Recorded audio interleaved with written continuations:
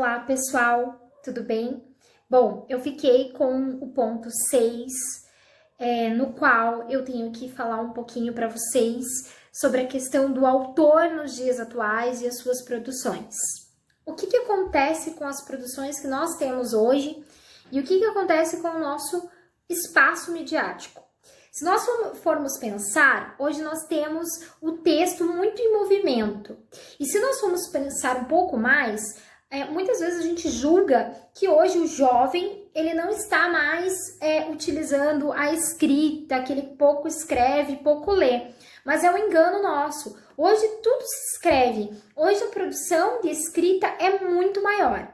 Porém, talvez ser um autor nessa era, talvez ser um autor, escrever textos, histórias e trazer a literatura, levá-la em diante para que traga percepções, contextos literários para nós, talvez isso seja um pouco confuso ainda para quem está saindo daquele contexto somente da obra parada, concreta, e sim nós irmos adiante do que? Hoje nós temos espaços virtuais. Hoje nós trabalhamos com cybertextos, hipertextos, tudo está muito em movimento e a escrita hoje ela se tornou mais curta. Mas nós escrevemos com muita intensidade e dando muitas vezes vida, sim, às obras literárias. O que me chamou muita atenção quando eu estava lendo um dos textos elencados para os nossos estudos, e até eu vou passar adiante, que me chamou muita atenção, é sobre as perspectivas sobre a literatura ergótica, né? Cybertexto, perspectivas sobre a literatura ergótica. E ouvindo, eu fui atrás de outros meios para fazer essa leitura, eu fui atrás de contextos literários diferenciados, produções de textos, e aí eu cheguei a uma conclusão, que hoje o autor ele precisa estar conectado ao movimento, para que ele consiga produzir. Então até eu peguei aqui uma obra, que eu achei o máximo, um texto muito bacana, que fala sobre Graciliano Ramos, um pensamento de Graciliano Ramos, que ele fala o quê? Só posso escrever o que sou, e se os personagens se comportarem de modos diferentes, é porque não sou um só. Realmente, o autor ele tem que estar ligado a diferentes personagens e diferentes contextos, né? Então hoje nós não conseguimos mais trabalhar com a obra sendo parada, sem movimento. Nós ganhamos movimento, nós ganhamos reações e sensações. Tudo que nós produzimos, que nós escrevemos, ele faz parte de uma máquina de produção, né? O homem ele se tornou uma máquina de memórias, de escritas, ele está em constante movimento e transformação.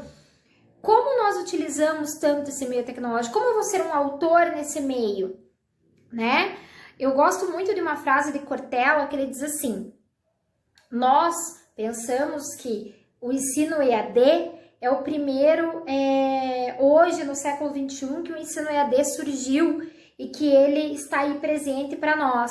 E na verdade não é nada disso. A gente sabe que o ensino EAD já é a partir do livro, a partir da escrita dos escribas, que a gente já tem o ensino EAD. Quando você recebe um livro para fazer leitura dele, você já está fazendo o teu ensino-aprendizagem por meio da leitura e do distanciamento daquele que o escreveu.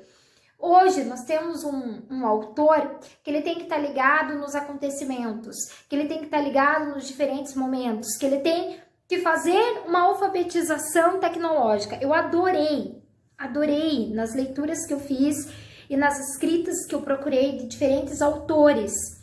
Eu cheguei a um artigo muito bacana da Unisul que fala exatamente isso. A gente precisa estar realizando uma alfabetização tecnológica, uma alfabetização de escrita, porque hoje nós utilizamos de diferentes símbolos e linguagens. Então hoje nós não ficamos mais presos somente à escrita pura e simples, mas há diferentes movimentos, há diferentes simbologias. Então, nós fazemos parte de um outro contexto. O autor hoje, ele não é mais estático. E ele não pode se apegar de que a escrita deve ser somente realizada por meio do livro, por meio escrito, impresso. A gente tem muitos autores ainda que estão presos nessa estrutura de que só o livro vai chegar ao objetivo central de passar adiante o que ele quer realmente transmitir. Na verdade, não. Nós temos que se apegar à ideia de que o homem, ele se comunica de diferentes maneiras. Exemplo, a arte. A arte é um meio de comunicação, de sentimentos, de ser humano. O que nós passamos e o que nós podemos refletir. Então, eu gosto muito de arte, eu até sempre trabalhei muito com o ensino da arte e a linguagem escrita para produção e alfabetização dos meus alunos, exatamente por causa da arte, né? Primeiro, sentir, refletir aquela obra de arte e depois se expressar na escrita. Hoje é um movimento mais ou menos basicamente voltado ao que nós vemos, sentimos e que é muito rápido. Nós temos um meio muito rápido de comunicação. Hoje a tua reflexão, um momento ela está estática sobre um ponto e de repente alguém publica uma outra situação que já te faz refletir de uma forma diferente. Então, o autor hoje, ele não é mais um autor que está quadrado, um autor que ele está ali somente na escrita, somente da sua verdade. Ele tem que estar conectado a diferentes fatores, culturas. Então, quando a gente fala um pouquinho mais sobre a escrita, eu gostei bastante de falar sobre isso, a literatura ergótica, a gente tem que pensar que são desafios a serem enfrentados. Que hoje é muito difícil, complexo a gente pensar que a escrita, ela é uma escrita parada, uma escrita estática. Nós temos novas práticas literárias, nós temos novos movimentos, né? Nós sabemos que o nosso jovem hoje, ele tem realmente uma alfabetização diferenciada, que ele precisa ser alfabetizado realmente no mundo letrado, nosso real, mas ele precisa também já estar preparado para o mundo virtual, para essa literatura que nós temos tecnológica. É uma literatura tecnológica. E aí, eu gostei bastante desse texto, quando ele fala, e até eu vou ler para vocês, quando a gente fala sobre o cybertexto. E Art7, ele traz o seguinte conceito para nós. O conceito de cybertexto centra-se na organização mecânica do texto, reconhecendo as implicações do médium como parte integrante do intercâmbio literário. Contudo, também centra sua atenção no consumidor ou utilizador do texto como uma figura ainda mais integrada do que os próprios teóricos. Como uma figura ainda mais integrada do que os próprios teóricos da recepção reivindicariam. O desempenho do seu leitor realiza-se todo no seu cérebro, enquanto que o utilizador do cybertexto também se exerce num sentido extraonemático. E aí ele termina, né? A literatura ergótica. Durante o processo cybertextual, o utilizador terá efetuado uma sequência semiótica. E este movimento seletivo é obra de uma construção física que os diversos conceitos da leitura não contemplam. É esse fenômeno que eu chamo ergótico, utilizando um termo retirado da física que deriva das palavras gregas ergon e odos, que significa obra e via.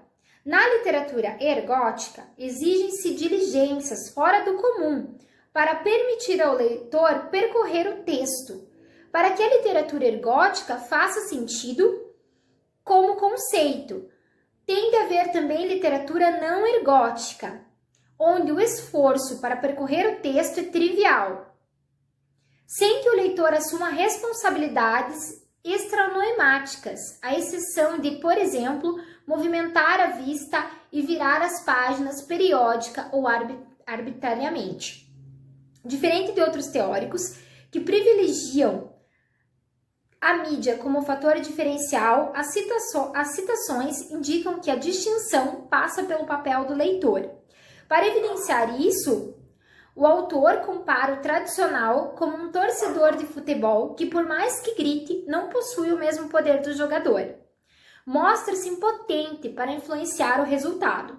Já no cybertexto, a exigência de esforço, a energia por parte do leitor é tamanha que eleva a interpretação ao nível de intervenção. No entanto, o teórico reconhece que, na maioria dos casos, o resultado alcançado é ilusório, embora o aspecto de coação e manipulação é real. Olha que bacana, dá pra gente sentir bem, pelo contexto, de que o autor traz essa escrita tradicional, no qual o esforço do autor é para se chegar a um objetivo e levar o leitor a pensar no produto final como sendo certo e verdadeiro que o autor passou. E já nas mídias de hoje, nós temos um esforço contrário. Nós temos o quê? Nós temos a ideia de que o autor, ele escreve utilizando dessas ferramentas para promover as diferentes concepções sobre aquela literatura que o autor quis transmitir. É um movimento contrário. A gente tem o autor tradicional que escreve pensando no objetivo do produto final, onde ele quer que o leitor dele chegue. Nos dias de hoje, o autor, ele deve levar em conta o que a mídia está em movimento e o que eu quero de percepção dos meus leitores. Eu posso muito mais trazer para próximo de mim o meu leitor, fazendo o movimento de que ele pense, que tenha uma chuva de ideias sobre aquilo que eu escrevi, porque eu não tenho na escrita somente a minha ideia como verdade. Dentro dos dias de hoje, o escritor, ele tem também a ideia, o fomento de trazer com que o leitor seja mais participativo dessa concepção. Quando eu escrevo um Twitter, quando eu faço uma postagem no Facebook, quando eu trago uma postagem lá no meu Instagram, na minha rede social, ou quando eu faço um vídeo para o YouTube, eu não estou falando somente a minha verdade a partir de agora. Eu quero que o meu leitor, eu quero que o meu telespectador interaja comigo a partir de agora. Eu quero uma chuva de ideias, eu não quero mais esse movimento estático, um espaço estático da literatura.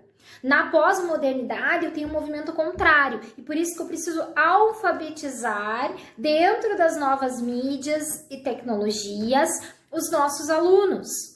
Hoje nós temos que fazer um movimento contrário. Não é somente receber aquela leitura, não é somente esperar aquela educação que a gente diz bancária, depositar o conhecimento.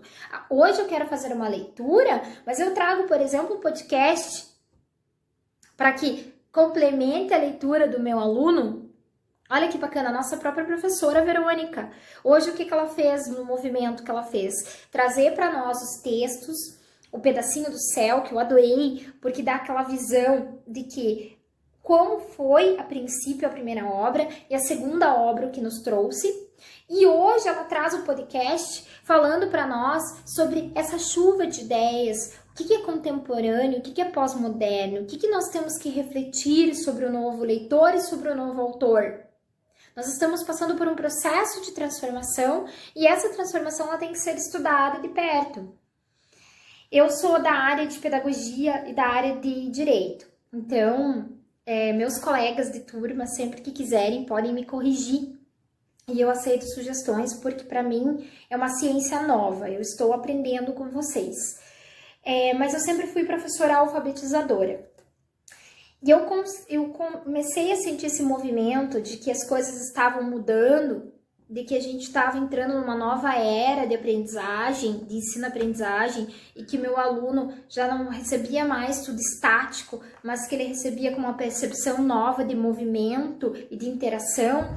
Isso no ano de 2012, 2013, eu já comecei a sentir essa percepção, e eu mesma me perguntava o que estava acontecendo ali, e eu comecei a interagir com diferentes obras literárias e trazendo para a sala de aula não mais aquela leitura por fruição de uma obra literária para os meus alunos, mas a partir de agora uma contação de histórias com o envolvimento de uma leitura de fruição e fazendo com que as crianças se expressassem sobre as obras trabalhadas, não somente recebendo aquilo, a história dos três porquinhos em uma única visão, mas trazendo diferentes visões para o mesmo contexto.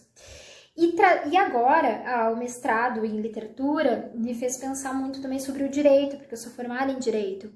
O quanto é estático o direito, mas que a transformação que nós estamos tendo. Hoje nós não temos uma única verdade, até mesmo no direito, né? Hoje a gente trabalha assim, não existe uma única situação quando eu vou para uma audiência ou quando eu escrevo um processo de que aquilo é verdade. Hoje nós temos que parar e sentar, existe mediação e arbitragem, no qual nós sentamos para compartilhar ideias e ver a visão do outro. Hoje nós fazemos uma leitura diferente, não só da norma jurídica, quadrada, estática, mas do momento em que vivemos. E eu vi mais ou menos essa situação no texto que a professora trouxe e nos links e no podcast, até essas situações mesmo. O que a gente vive hoje, né? A gente vive não a forma estática mais de movimento, até mesmo para a literatura. A gente não vive mais essa ordem estática. A gente trabalha, né, com paradoxos diferentes. Nós trabalhamos com ideias diferentes. E até olhando para a filosofia, né? O que é a modernidade? O que a modernidade nos traz? Que humanos nós somos? Ou do que nós fazemos parte, né? Então, isso me traz bastante a refletir.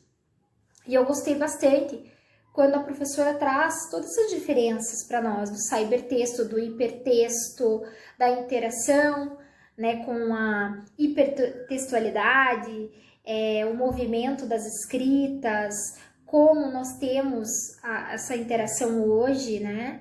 E o que a tecnologia nos traz hoje? São tempos velozes, que tudo é muito rápido, nós temos uma informação e de repente aquela informação já não é mais a real, e que nós temos diferentes possibilidades hoje.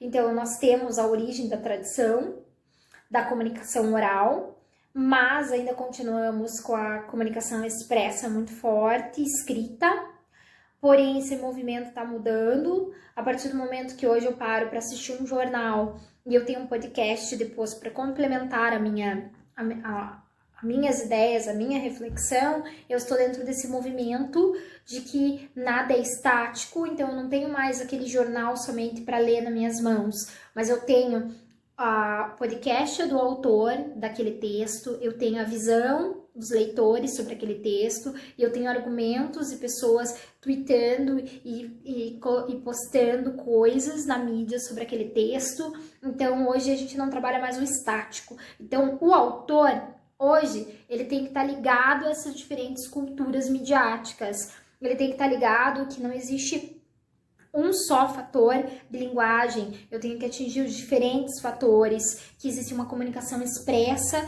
e uma comunicação rápida, veloz, em movimento, que não existe mais essa parte estática. Bom, estou aí para sugestões e correções, obrigada a todos. Eu esqueci de me apresentar no início do vídeo, eu sou a Priscila Aline Cardoso, como eu falei, eu sou da área de pedagogia e direito. Sou professora há 17 anos da minha vida e amo o que eu faço. Hoje eu sou professora universitária há 7 anos, já hoje não, né? Há 7 anos.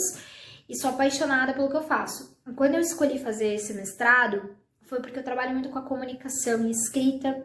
Eu trabalho muito obras literárias com os meus alunos de reflexão, tanto no direito quanto na pedagogia. E eu quero ter uma nova visão, né? De conceitos mesmo, né? Até a minha ideia é trazer um pouquinho isso para o direito, que é tão estático, né? Hoje a gente não vive mais nesse mundo estático. A gente precisa de novos conceitos, tá bom? Um abraço, obrigada, professora Verônica, pelos materiais e fui atrás de aulas suas para assistir, que são maravilhosas. Muito obrigada, gente. Um abraço.